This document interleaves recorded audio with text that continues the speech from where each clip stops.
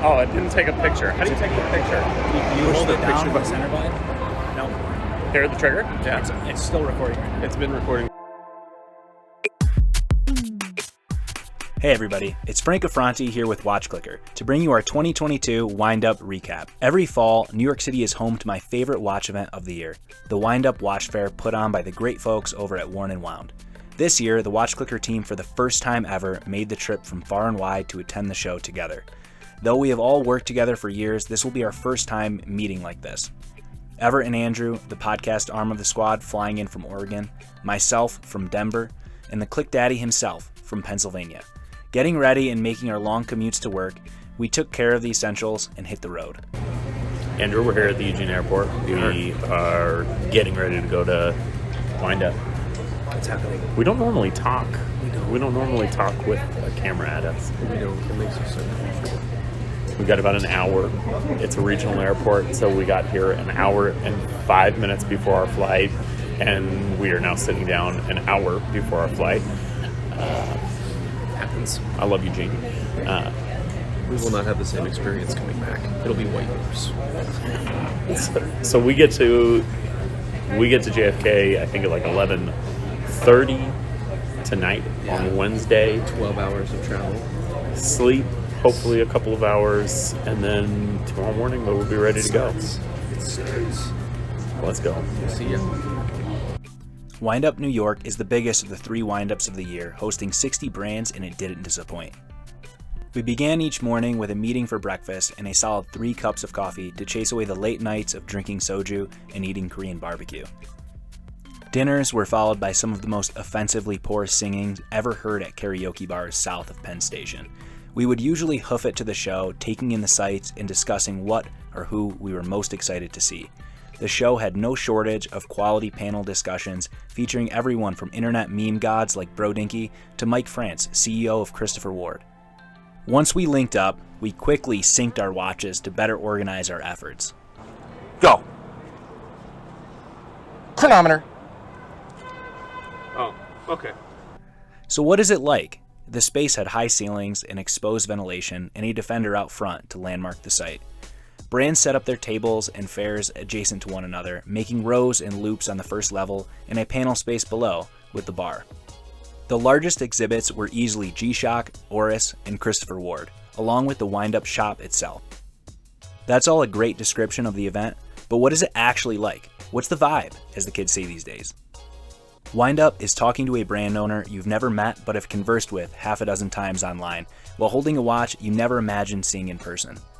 The watch is covered in fingerprints from 10 of your closest internet friends, and the shittiest fluorescent lighting in the world can't manage to make it seem any less incredible. You flutter from booth to booth and keep your wallet tucked tight if you want to manage paying rent this month. Of all the watches that you see, the ones you are most compelled to actually buy are the ones whose makers you found the most endearing, or whose enthusiasm for their watches is more contagious than any COVID variant circulating the fair. For myself, it was any of the SKUs at the notice table, but I already own a bulk of their models. I was also tempted by the latest Solabs release, but that may have been equally because of the late night conversations deep into the morning hours with Andrew Perez, who also runs Astor & Banks. My wife was sold on the Manta Atlas at least 3 different times throughout the show, but somehow we escaped without pulling the trigger.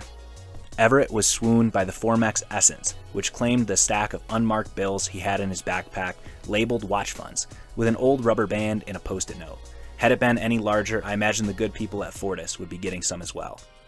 Andrew's instincts to only love boring watches was truly tested by the carved watermelon and colorful dials laid out on the studio underdog table, and Will was blown away by the intricate dials of Furlan Mari. I was able to record a few interviews throughout the show. Some came out better than others, so if you are a brand owner that I interviewed and it doesn't show up here, know it was not your fault. Here's a quick clip with Serica talking about their new watch with dual 12-hour GMT bezel. I'm with Jerome from Serica, and he's going to walk us through his dual 12-hour bezel, which is on his brand new... Let me show you. It's right here, actually.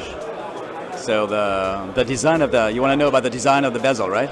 Okay, cool. The design of this bezel is, so it's a regular 24-hour bezel, which we did not invent it, seriously. But instead of showing and displaying 24 hours and risk looking too much like a Rolex GMT, we decided to go for a 2-time 12 hours, with an asymmetrical division. So you see that the day-night indicator is actually broader and the day appear longer, which I think is good considering that we're all trying to put way too much in our days anyway. And it shows like AM, PM indicators, so ante-meridian, post-meridian. At the time, we're actually AM starts precisely. So you have obviously our night hours and then day hours in AM and then in PM, so very easy to read.